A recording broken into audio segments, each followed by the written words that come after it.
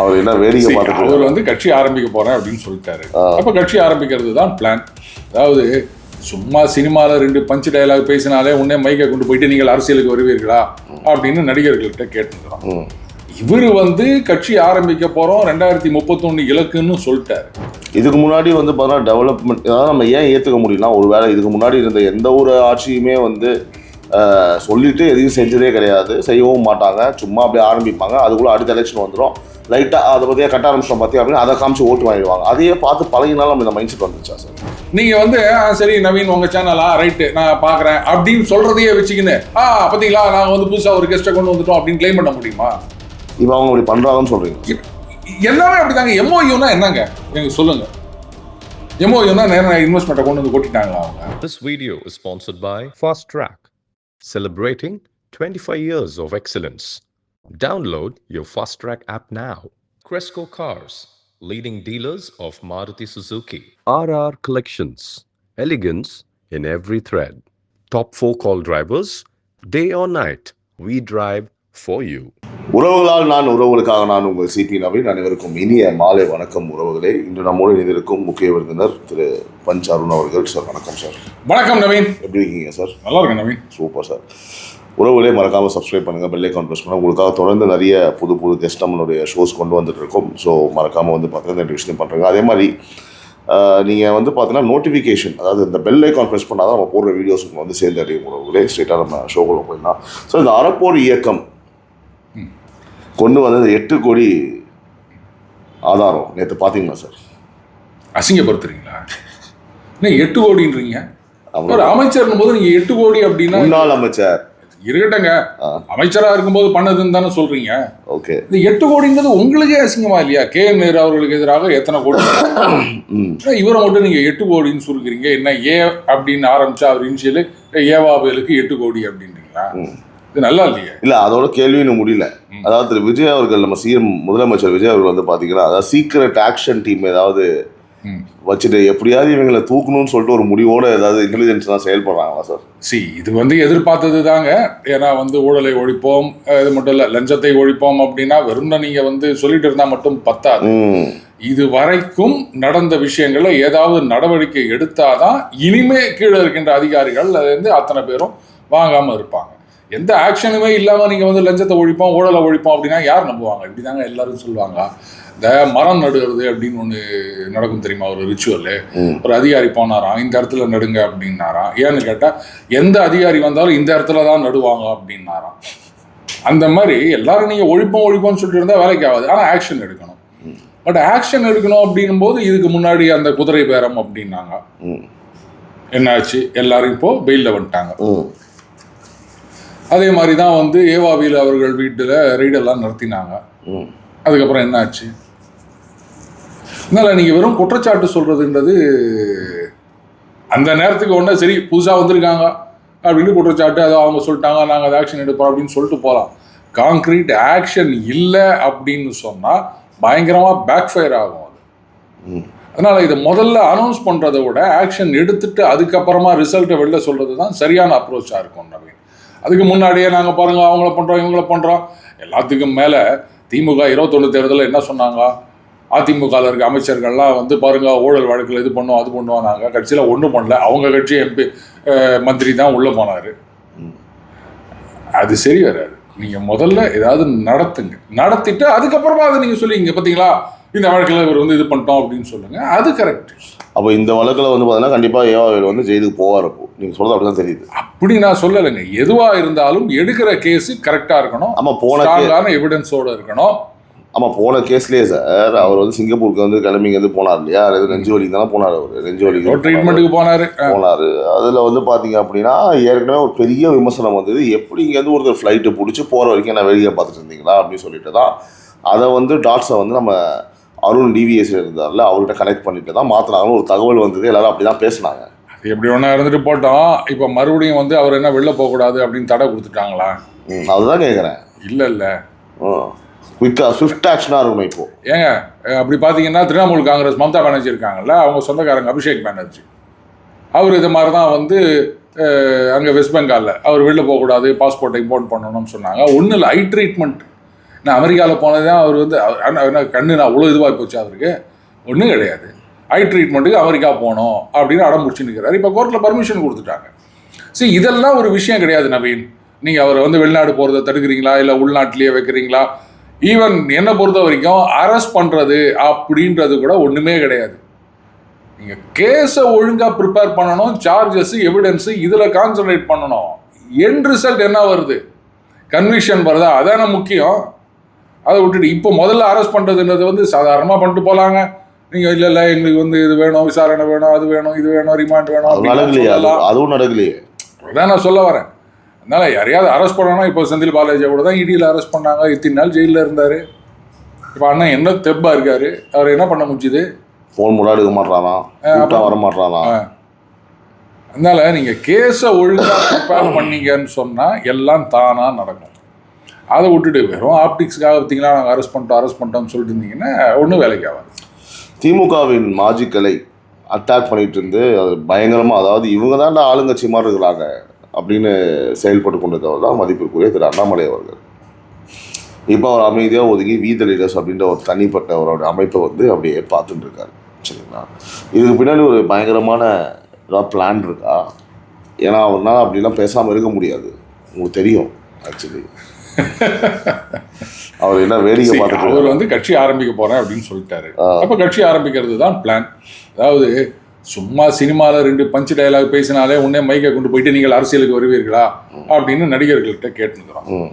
இவர் வந்து கட்சி ஆரம்பிக்க போகிறோம் 2031 இலக்குன்னு சொல்லிட்டாரு. அதுக்கப்புறம் அவர் வந்து சமூக சேவை பண்ணினுக்கிறாரு. பிளான் இருக்கான்னு கேட்டால் இதுதான் பிளான். அரசியலுக்கு வரணும் அப்படின்னா அப்படியே கொஞ்சம் அந்த பில்டிங் ஸ்ட்ராங்கு அப்படின்ற மாதிரி பேஸ்மெண்ட்டையும் ஸ்ட்ராங் பண்ணணும். அப்போ இதுக்கு முன்னாடி அவர் பண்ண அரசியல் வந்து ஒர்க் அவுட் ஆகலை அப்படின்றது வந்து நம்ம எடுத்துக்கோம். ஒர்க் அவுட் ஆகலைன்னு சொல்ல முடியாதுங்க. ஒர்க் அவுட் ஆனதுனால தானே வந்து யாரும் அறுவடை பண்ணிட்டு போயிட்டாங்கன்னு. இல்லை அதிமுக கூட பார்த்தீங்கன்னா வந்து எதிர்கட்சியாக செயல்படலை, இவர் தானே செயல்பட்டார். அதுதாங்க நீங்கள் சொன்ன மாதிரி கரெக்டு. அந்த எதிர்ப்பு அப்படின்றத வேற யாரோ அறுவடை பண்ணிட்டு போயிட்டாங்க. பட் அங்கன்னும் போது ஒரு கட்சி அமைப்புன்னு ஒன்று இருந்தது. இப்போ ஃப்ரீயாக இருக்காரு சார், களம் ஃப்ரீயாக இருக்கு. கட்சி அமைப்புன்றதை உருவாக்கணும். அது வந்து சாதாரண விஷயம் கிடையாது. Okay okay. ஸோ அதுக்கு அவர் மேபி அவர் என்ன எதிர்பார்க்கலாம் அப்படின்னா, சும்மா கட்சின்றதுக்காக அரசியலே வந்துட்டோம் அப்படின்றவங்களா இருக்கக்கூடாது. உண்மையிலேயே ஏதாவது செய்யணும்னு நினைக்கிறவங்க தான் இங்கே வரணும் அப்படின்றதுக்காக கூட ஒரு டெஸ்டிங் ப்ராசஸாக இருக்கலாம்ல. இவங்கெல்லாம் என்ன தாக்கு பிடிக்கிறாங்களா அப்படின்னு பார்த்துட்டு நிதானமாக ஆரம்பிக்கலாம். எதுக்கு உடனே வந்து கட்சின்னு சொல்லணும்? வெறும் அரசியல் பதவி அப்படின்னு ஆசைப்பட்டு வரவங்கலாம் அப்படியே போயிருங்க. உண்மையாக மக்களுக்கு ஏதாவது செய்யணும்னு நினைக்கிறோம், என் பின்னாடி வாங்க அப்படின்னு கூட இருக்கலாம்ல. இது கூட பிளானாக இருக்கலாம் இல்லையா? சிஎம் விஜய் அவர்களுடைய 100 நாளில் 1 லட்சம் கோடி முதலீடு சார் நேற்று நடந்தது, நீங்கள் பார்த்துருப்பீங்க. இந்த முதலீடை ஈர்த்தது வந்து பார்த்தீங்கன்னா கண்மூடித்தனமான ஒரு பிளான்னு விமர்சிக்கும் மாஜிக்கல் நிறைய பேர் இருக்காங்க. கண்மூடித்தனமாக பிளானுங்க, சும்மா என்னங்க அப்படின்னு சொல்லிட்டு. தாவேகாவின் அடுத்த பதிலடி என்னவா இருக்கும் sir? And what you think about this 1 lakh crore investment? அடுத்தது என்ன 2 லட்சம் கோடின்னு சொல்லுவாங்க, 3 லட்சம் கோடின்னு சொல்லுவாங்க. வேற என்ன சொல்ல முடியும்? அங்கே கம்பெனி ஆரம்பிக்கணும், வேலை நடக்கணும். அதுதான் திமுக ஆட்சியில் தான் இவ்வளோ சொல்லியிருந்தாங்க, அதிமுக ஆட்சியில் சொல்லியிருந்தாங்க. இப்போ ஒருத்தரம் வெள்ளை அறிக்கை கொடுவாங்க, வெள்ளை பேப்பரை கொடுத்துட்டு போயிடுவாங்க. பட் இவங்க அதுக்கு தயங்குவாங்க. நீங்கள் யோசிக்கிறீங்களா சார் வெள்ளை அறிக்கை கொடுக்குறதுக்கு? பாருங்க, நீங்கள் வெள்ளை அறிக்கை கொடுங்க, இல்லை வந்து சிவப்பு அறிக்கை, பச்சை அறிக்கை, மஞ்சள் அறிக்கை, எதை ஒன்றா கொடுத்துட்டு போங்க. அறிக்கையை வச்சுட்டு ஒன்றும் பண்ண முடியாது. நவீன் கேட்டு சுரைக்கா கறிக்கு உதவாதுன்னு வாங்க. அந்த மாதிரி எக்ஸிக்யூஷன் நடக்கணும். நீங்கள் வந்து ஏங்க இதுக்கு முன்னாடி இருந்தவங்கெல்லாம் எவ்வளோ MOU சைன் பண்ணியிருக்காங்க. It is only MOU. முதல்ல அதை புரிஞ்சுக்காங்க. ஏற்கனவே இங்கே இருக்கின்ற சில நிறுவனங்கள் எக்ஸ்பான்ஷன் அப்படின்னு வந்திருக்காங்க. அது ஒன்றா கை மேலே வரும். பட் மற்றபடி புது நிறுவனங்கள்லாம் இதுலேயே வந்து அதில் நாங்கள் இத்தனை 1000 கோடி அத்தனை 1000 கோடி சொல்கிறாங்க. என்னங்க இந்த கம்பெனி பார்த்தா இப்போ தான் ஆரம்பிச்சிக்கிறாங்க, அவங்களோட ஷேர் கேபிட்டலே இவ்வளோ தான் இருக்குது, அவங்களால இவ்வளோ பண்ண முடியுமாலாம் கேள்வி எழுப்பிட்டுருக்காங்க. சரி, இவங்க அப்படி கேள்வி கேட்கட்டும், அவங்க பதில் சொல்லட்டும், கிராஃப் போட்டு காமிக்கிட்டோம், எல்லாம் ஓகே. கண்ணெதிர்க்க கம்பெனி வரணும், அப்போ தான் நம்ப முடியும். இதெல்லாம் நான் நம்புறதுக்கு தயாராக இல்லை. இதில் வேற சில வந்து சொல்லுவாங்க, பார்த்தீங்களா இதுக்கு முன்னாடிலாம் வந்து அவ்வளோ டீல் ஆச்சு, இந்த அரசாங்கத்தில் வேகமாக நடக்கின்றது. ஒவ்வொரு குளோபல் இன்வெஸ்டர் மீட்டும் பாருங்கள், யாராவது ஒருத்தர் வந்து சொல்லுவாங்க இந்த அரசாங்கம் வந்து சுறுசுறுப்பாக இருக்கின்றது, உடனடியாக கிளியரன்ஸ் கொடுக்குறாங்க அப்படின்னு. ஒவ்வொரு மீட்டிங்லேயும் திமுக அதிமுக காலகட்டத்தில் யாராவது ஒருத்தர் சொல்லிட்டு தான் இருப்பாங்க. ஒரு இன்வெஸ்டர்னு வராங்க, அது ஒன்று நல்லபடியாக சொல்லணும்ல, அப்படி தான் சொல்லுவாங்க. ஆனால் சொல்கிறத வச்சுலாம் நான் நம்ப முடியாதுங்க. சீனி சக்கரை சித்தப்பா ஞாபகம் இருக்கா? எனக்கு ஞாபகம் இருக்குது. சார் சட்டசபையில் வந்து பார்த்தீங்கன்னா எதிர்கட்சிகள்லாம் ஆக்ரோஷமாக கத்திக்கிட்டு ஏதாவது ஒன்று பண்ணிட்டு இருக்காங்க. நம்ம லைவ்ல நிறைய விஷயங்களை பார்க்க முடியுது. சரிங்களா? ஏன் ஆளுங்கட்சியில் ஆவேசமாக பேசினாங்க. ஓகேங்களா? ஸோ அடுத்து வந்து பார்த்தீங்கன்னா நம்ம சிஎம் விஜய் வந்து இது எல்லாத்துக்குமே ஆளுங்கட்சி எதிர்கட்சி எல்லா கட்சியும் சட்டசபையில் வந்து நடக்கக்கூடிய விஷயங்களை அவர் ஒற்றை பார்வையிலேயே அப்படியே அமைதியாக உட்காந்துட்டு இருக்காரு சார். ஒரு 3 hours 4 hours 5 ஹவர்ஸ்லாம் அமைதியாக அப்படியே உட்காந்துருக்காரு. இந்த சைலண்ட் வந்து பார்த்தீங்க அப்படின்னா லைக் அதை வந்து பார்த்தீங்கன்னா ஒரு டேஞ்சர் சைனாக பார்க்கலாமா நம்ம? இல்லைனா வந்து பார்த்தீங்க அப்படின்னா எதிர்கட்சியை வந்து அவரோட ஸ்டைலில் அட்டாக் பண்ண போகிறாரு, அவருக்கும் ஒரு யூனிக் ஸ்டைல் இருக்கு, அவர் அப்படிதான் அப்படின்னு பார்க்கலாமா? இது எப்படி சார் நம்ம புரிஞ்சுக்கிறது? ஏன்னா இதை பற்றி ஒரு விமர்சனம் பயங்கரமாக வந்தது. நான் அதுக்காக கேட்குறேன்.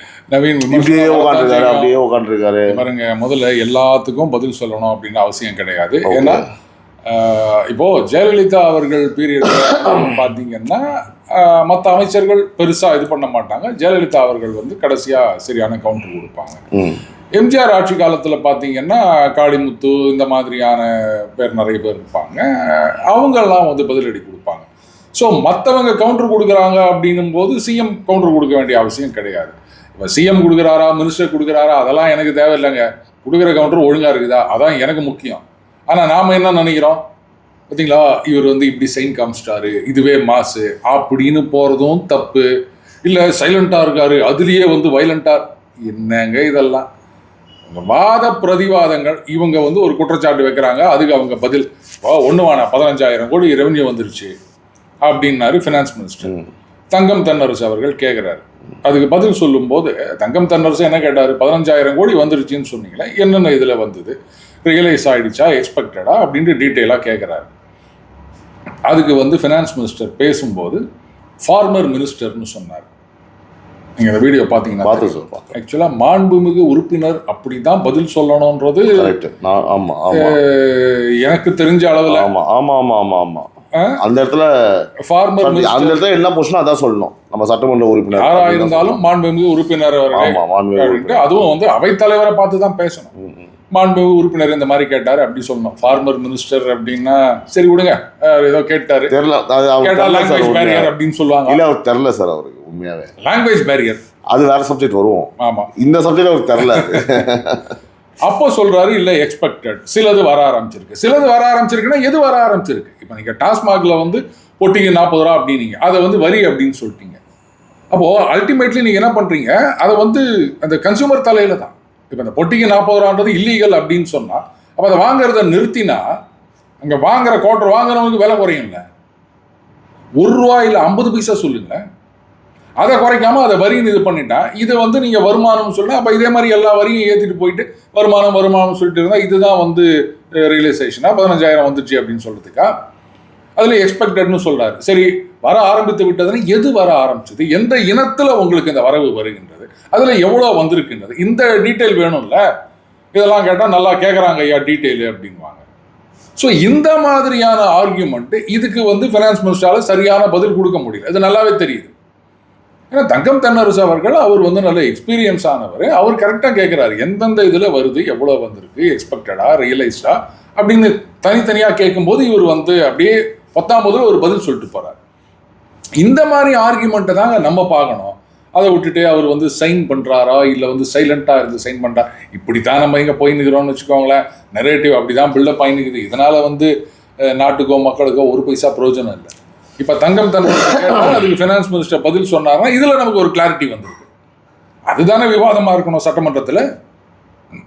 சார், அதாவது சோஷியல் மீடியாவில் தினமும் ஒரு ஊழல் வந்து பார்த்தா ட்ரெண்ட் ஆகுது சார். ஆனால் நிஜத்தில் வந்து எந்த திமுக மாஜா அமைச்சரோட வந்து பார்த்தீங்கன்னா விக்கெட் வந்து ஃபஸ்ட்டு விழ போகுது. அதாவது வந்து பார்த்தீங்கன்னா செந்தில் பாலாஜி, ஏவாவேலு போகிற போக்கில் இல்லை நீங்கள் இதுக்கு முன்னாடி பதில் கொடுத்தீங்க, நம்ம ஆக்ஷன்ஸ் தான் ஸ்பீக் பண்ணணும் அப்படின்னு சொல்லிட்டு இப்போ ஸ்ட்ரெயிட்டான கேள்வியாக கேட்குறேன். போகிற போக்கில் நீங்கள் என்ன ஃபீல் பண்ணி எந்த முன்னாள் அமைச்சரோ இல்லை முன்னாள் சட்டமன்ற உறுப்பினரோ ஃபர்ஸ்ட் மாட்ட போகிறாங்க? இது எப்போ இருந்தாலும் மாட்டுவாங்க நான் ஜஸ்ட்டுக்குள்ள அப்படின்ற மாதிரி பாருங்க. மாட்டுறது அரெஸ்ட் பண்ணுறதுனா யாரை வேணா அரெஸ்ட் பண்ணலாங்க. நீங்கள் இது ஒன்றும் ஒரு பெரிய விஷயமே கிடையாது சார். ஜட்மெண்ட்டே ஒரு கூட வச்சுக்கலாம் சார். யாரும் who is going to be a big trapன்னு கேட்குறீங்க. இது பாருங்க, அதெல்லாம் வந்து அவ்வளோ சுலபத்துலலாம் புரியுதுங்களா? நாங்கள் வந்து இந்த முன்னாள் அமைச்சர் அரெஸ்ட் பண்ணிட்டு கடகடன்னு கேஸை போட்டு அதை ஃபாஸ்ட் ட்ராக் பண்ணி நாங்கள் தண்டனை வாங்கி கொடுத்துருவோம். 5 வருஷம் இருக்குல்ல, அதுக்குள்ளே வாங்கி கொடுத்துருவோம்னு சொல்லுங்கள். ரொம்ப கஷ்டம். ஏன்னா இன்வெஸ்டிகேஷன்றது வந்து அவ்வளோ சுகராக இருக்கணும். அதுக்கு சரியான டீமை இது பண்ணணும். இன்னைக்கு வந்து அரசாங்கம் அவர்கள் கையில் இருக்குது, டாக்குமெண்ட் அவங்க கையில் இருக்குது, அந்த டிபார்ட்மெண்ட் அவங்களுடைய கண்ட்ரோலில் இருக்குது. அப்போ இதெல்லாம் வந்து இன்வெஸ்டிகேட் பண்ணுறதுக்குன்னு அதுக்குன்னு தனியாக சில டாக்டிக்ஸ் இருக்குது. நவீன், இந்த ஊழல் வழக்குகள், குறிப்பாக அரசு துறையில் நடக்கிற விஷயங்கள், இதெல்லாம் வந்து எங்கே தட்டினா எங்கே விழும் அப்படின்னு தெரியும். அதை தெரிஞ்சவங்களை கூப்பிட்டு இவங்க வந்து தட்டினாங்க அப்படின்னு சொன்னால் டக்கு டக்குன்னு எவிடன்ஸ் லட்டு மாதிரி கையில் வந்து விழும். ஏன்னா எந்த ஒரு அரசு துறை ஊழலுமே எங்கேயாவது ஒரு இடத்துல அதுக்கான எவிடன்ஸ் இருக்கும். அது நான் என்னுடைய எக்ஸ்பீரியன்ஸில் நான் பார்த்துருக்கேன். எவிடன்ஸே இல்லாமல் எதுவுமே கிடையாது. யாராவது ஒருத்தர் சேஃப்டிக்காக அதெல்லாம் வச்சுருப்பாங்க. ஸோ அந்த மாதிரி இன்வெஸ்டிகேட் பண்ணால் மட்டும்தான். மற்றபடி நீங்கள் பாட்டு வந்து நாங்கள் அரெஸ்ட் பண்ணுறோம் இல்லை கேஸ் போடுறோம் இப்படியே சொல்லிட்டு இருந்தீங்கன்னா போர் அடிச்சிடும் ஜனங்களுக்கு. எவ்வளோ நாள் தான் இதே டைலாகை கேட்டுட்டு இருக்கிறது? இந்த இளைஞரணி மாநாடு, அதே ஏவாவியலுடைய மேட்ரோடைய கனெக்ஷன் தான் 8 கோடி ஊழல். அதில் வந்து நடந்தது இளைஞரணி மாநாடு. அதோடைய பொறுப்பாளர், அதாவது இளைஞரணி செயலாளர் இருந்தவர் வந்து பார்த்தீங்கன்னா உதயநிதி ஸ்டாலின் அவர்கள். டேரெக்டாக அவர்கிட்ட வந்து ஏதாவது ஒரு ரூட்டில் வந்து நிற்குமா? ஆல்ரெடி வந்து ஃபஸ்ட்டு டைம் பல வருடங்கள் கழித்து ஏசி இல்லாத ஒரு காரில் போனாங்க. நான் தான் சொல்கிறேனே, ஏவாபியில் அவர்கள் வீட்டில் ரெய்டு நடக்கும்போது முன்னாள் முதலமைச்சர் மு க ஸ்டாலின் ஒரு ட்வீட் போட்டிருந்தார், இந்த மாதிரி இவர்கள் மீதான குற்றச்சாட்டுகள் எதுவும் நிரூபிக்கப்பட்டதில்லை அப்படின்னு. அதுதான் உண்மை. நாங்கள் பண்ணவே இல்லைன்னு அவங்க யாருமே சொல்ல மாட்டாங்க. பண்ணியிருக்கோம், நாங்கள் இவ்வளோ வாங்குவோம், இவங்க அவங்கள விட அதிகமாக வாங்குறாங்க அப்படின்னு வந்து ஒரு பேட்டியில் திமுகவை சார்ந்த ஒருத்தர் பேசினதையும் நம்ம பார்த்துருக்கோம். அதனால் நாங்கள்லாம் வந்து நேர்மை, ஒரு பைசா கூட வாங்கினது கிடையாதுன்னு அவங்களே சொல்ல மாட்டாங்க. ஆனால் அது எந்த முறையில் வாங்கப்பட்டது, எப்படி போய் சேர்ந்தது, நீங்கள் சொல்லலாம் பார்ட்டி ஃபண்டுன்னு கரெக்டு. எல்லா அரசு அலுவலகத்தையும் ஊழல், குறிப்பாக வந்து ரெஜிஸ்டர் ஆஃபீஸில் போனீங்கன்னா காசு இல்லாமல் எதுவும் நடக்காது. அதே மாதிரி தான் பல டிபார்ட்மெண்ட்லேயும் காசு இல்லாமல் எதுவுமே நடக்காது இது வரைக்கும் அப்படின்னு தெரியும். பட் எப்படி போச்சு, எங்கே போச்சு, யார் யாருக்கு எவ்வளோ போச்சு, இதெல்லாம் எப்படி நீங்கள் கண்டுபிடிப்பீங்க? ஸோ அதுதான் முக்கியம். அதை நீங்கள் தேடி தோன்றதுக்குள்ளே அடுத்த எலெக்ஷன் வந்துடும்னு நினைக்கிறேன் சார். அதாவது அண்ணாமலை வந்து பார்த்தீங்கன்னா அண்ணாமலை களத்தில் இல்லாத சூழலில் வந்து தமிழக அரசியல் அந்த அக்ரெசிவ் அப்போசிஷன் ஸ்பேஸை வந்து பார்த்தீங்கன்னா சிஎம் விஜய் வந்து முழுசாக கைப்பற்றிட்டாரான்னு நீங்கள் யோசிக்கிறீங்களா? அண்ணாமலை பண்ண அரசியலை இப்போ விஜய் அவர்கள் பண்ணுறாங்களா? இல்லைங்க, இது எப்படி அக்ரெசிவ்னு எனக்கு புரியல. அதாவது நீங்கள் ட்ரோல் பண்ணுற மாதிரி தான் இன்றைக்கி நிறைய விஷயங்கள் தெரியுது தாவேக்கால பண்ணுறது. அந்த அக்ரெசிவ்னஸ் இல்லை, இது வந்து ட்ரோல் பிரிகேட் மாதிரி தான் இருக்குது. இவங்க வந்து திமுகவை கவுண்டர் பண்ணுறதோ இல்லை அவங்க கொடுக்கறதுக்கு பதில் சொல்கிறதோ, இதெல்லாம் இதில் எதிர்கட்சியாக இருக்கும்போது அக்ரெசிவ் பாலிடிக்ஸ்னு சொல்லலாம். ஆளுங்கட்சியாக இருக்கும்போது அக்ரெசிவ் பாலிடிக்ஸ் அப்படின்னா 2 விஷயங்கள். ஒன்று வந்து டெவலப்மெண்ட், இது வந்து மோடி ஸ்டைல் ஆஃப் பாலிடிக்ஸ், அது வந்து அக்ரெசிவாக இருந்தார். இன்னொன்று வந்து இந்த ஊழல் வேட்டையாடுவது அப்படின்றது. ஸோ இதுதான் வந்து இந்த அக்ரெசிவ்னஸ் அப்படின்றத ஆளுங்கட்சி காட்ட முடியும். எதிர்கட்சியின் போது போராட்டம் பண்ணுறது, அதுக்கப்புறம் ஆட்சியின் மீது ஊழல் குற்றச்சாட்டுகளை வைப்பது, இது வந்து எதிர்கட்சியுடைய அக்ரெசிவ்னஸ். இப்போ நீங்கள் சொல்லுங்கள், இந்த டெவலப்மெண்ட் அப்படின்னு எடுத்துட்டிங்கன்னா என்ன பெருசாக அவங்க கண்ணு முடியும்? தயவு செஞ்சு இந்த 1 லட்சம் கோடின்னு பேப்பரில் வந்ததெல்லாம் என்கிட்ட கொண்டாந்து நீட்டாதீங்க, சொல்லிட்டேன். ஆக்சுவலாக கிரவுண்டில் என்ன வந்தது டெவலப்மெண்ட் அப்படின்றத எனக்கு சொல்லுங்கள். அடுத்தது ஊழலுக்கு எதிரானதில் வந்து ஊழலை ஒழிச்சிட்டோம் சொல்கிறாங்க. ஆனாலும் பாருங்க, நீங்கள் ஒழிக்கணும்னு ட்ரை பண்ணுறீங்க, நான் இல்லைன்னு சொல்ல, ஆனால் ஒழிச்சிட்டோம்லாம் சொல்லாதீங்க. டக்குன்னு நடக்கிற விஷயம் கிடையாது அது, புரியுதுங்களா?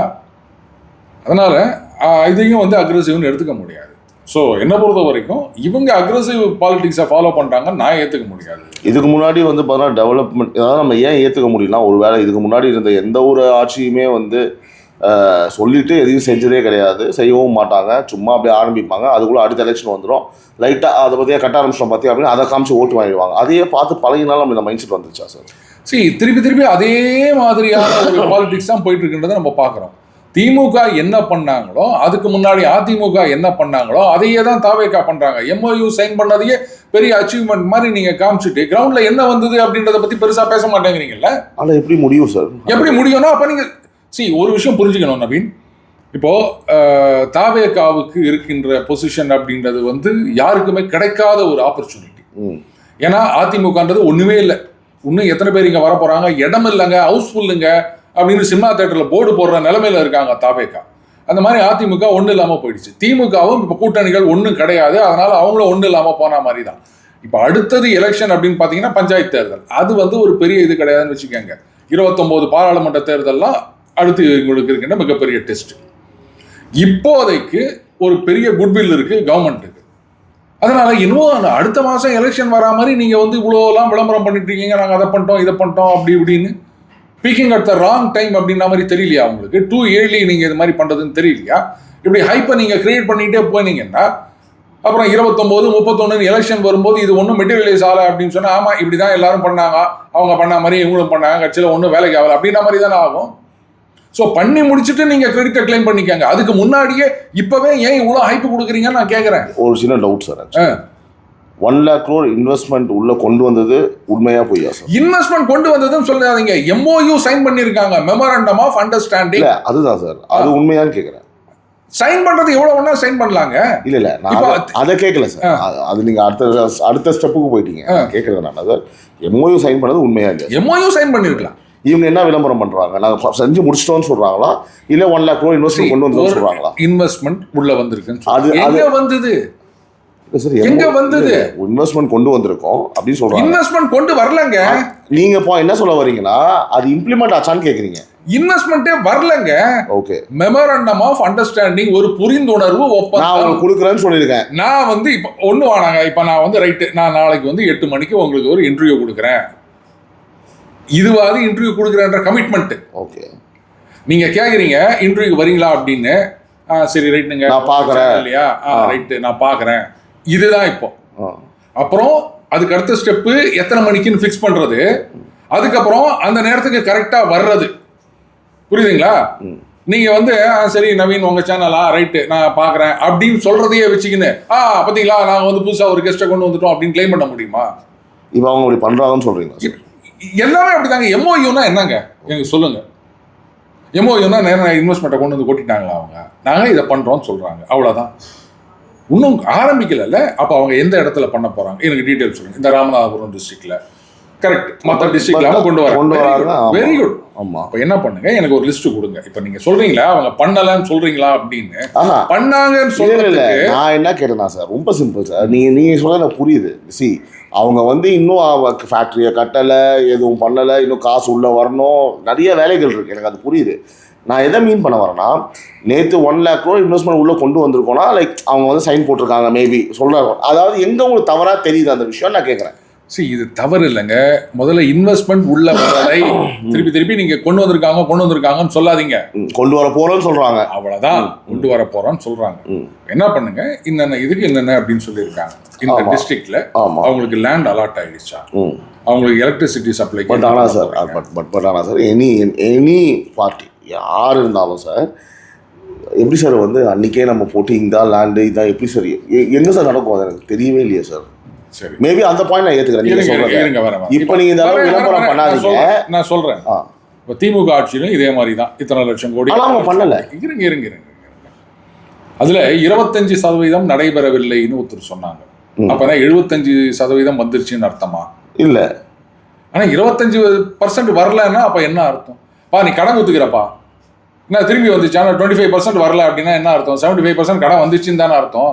அதுவே எனக்கு டவுட்டா இருந்தது. என்ன திமுக ஆட்சியில் MOU சைன் பண்ணது 75% மெட்டீரியலைஸ் ஆயிடுச்சா? யார் சொன்னாங்க இது அப்படின்னு. 25% வரலன்னா 75% வந்துச்சுன்னு அர்த்தம். அதுவே எனக்கு டவுட்டு. ஏன்னா இவங்க சொன்ன கணக்குப்படி பார்த்தீங்கன்னா எத்தனை கம்பெனிகள் புதுசா இங்க வந்துருக்குதுன்னு எனக்கு சொல்லுங்கன்னா அந்த வின்ஃபாஸ்ட்டை தவிர வேற ஒன்றும் தெரியல. என்ன வந்திருக்கு சொல்லுங்க. அப்போ 75% வந்துருச்சுன்னு எப்படி சொல்ல முடியும்? அந்த லிஸ்ட்டை கொடுங்கன்னா வெள்ளை பேப்பரை காமிச்சிட்டு போட்டாரு. ஆமா, ஆனா இங்க வந்து இன்னும் இப்பதான் புள்ளியாசுல தான் சார் போட்டிருக்காங்க. அதைத்தாங்க நானும் சொல்றேன்.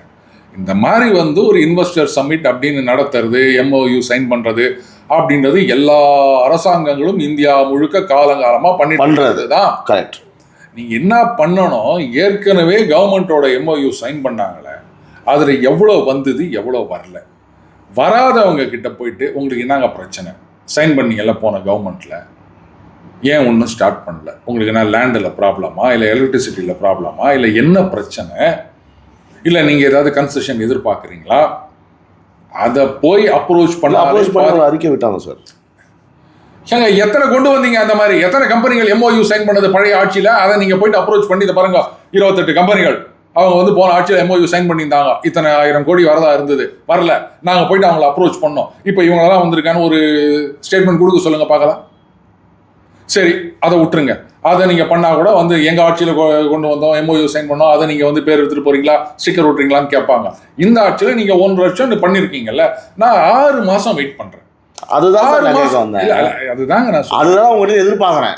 இருங்க, நீங்க நவீன் ஒரு 2 வருஷம் கழிச்சு நம்ம பார்ப்போம் அப்படின்னு சொன்னா கரெக்ட். 6 மாசம் கழிச்சு ஒரு ஸ்டேட்மெண்ட் கொடுங்க.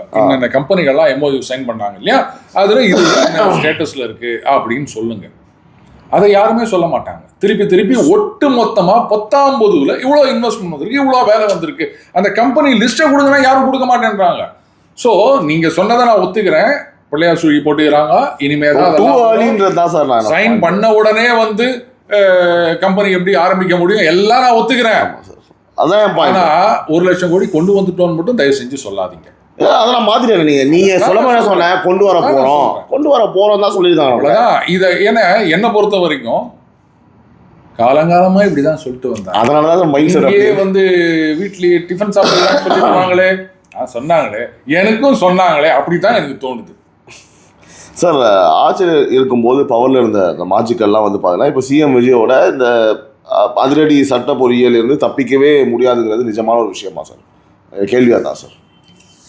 சட்டம் இங்கிலீஷில் லா அப்படின்னு சொன்னாங்க, தமிழில் சட்டம்னு சொன்னாங்க. சட்டம்னா அந்த லா விடுங்க, இன்னொரு அர்த்தம் இருக்கு தெரியுமா? நம்ம வீட்டு வாசலில் சட்டம் போட்டு வச்சுருக்கோம் தெரியுமா? ஓட்டையாக இருக்கும். இந்த மூங்கில் பிளாஸ்டர் இது தெரியுமா? அந்த மூங்கில் இதை வச்சுட்டு அதில் அந்த மூங்கிலோட ஓட்டை தான் பெருசாக இருக்கும். சட்டம் என்பது ஒரு இருட்டறை, அதில் வழக்கறிஞரின் வாதமே விளக்கு அப்படின்லாம் சொல்லிக்கிறாங்க. அதனால் இவங்க கிட்ட வந்து குபால்னு வரத்துலாம் நிறைய திறமையான வழக்கறிஞர்கள்லாம் இருக்காங்க.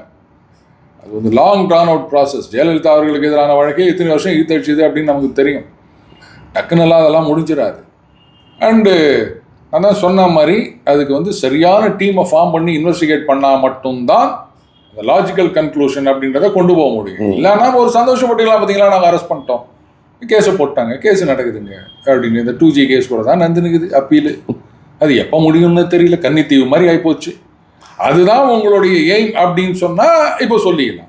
இல்லை எங்களுடையது வந்து பாருங்க, கப்பு வாங்கணும், அதுதான் முக்கியம் அப்படின்னா சத்தம் காட்டாமல் இருந்து வேலை பார்க்கணும் சார். அதாவது புது பொலிட்டிக்கல் ஸ்டார்ட் அப்களும் அதே மாதிரி வந்து பார்த்தீங்கன்னா மாஜிக்கல் மீதான வழக்குகளும் சேரும்போது இன்னும் சில மாதங்கள் தமிழ்நாட்டின் என்ன மாதிரி ஒரு பூகம்பம் வெடிக்கும்? இல்லைன்னா ஒரு பூகமும் கிடையாது, ஒரு முடலங்கா பூகமும் கிடையாது. அப்படியே தமாஷா நம்ம பார்த்துட்டே இருக்க வேண்டியதுதான். மறுபடியும் கன்னித்தீவு தான் வரணும். மூசா அங்கேருந்து பார்ப்பாரு, லைலா இங்க இல்லையா அப்படின்னாரு. உடனே பக்கத்தில் இருக்க மந்திரி வருவாரு, சிந்து பாத்தை பிடிக்கிறதுக்கு ஒரு கழுகு அனுப்புவாரு. ஸ்வைங் படார் டன்.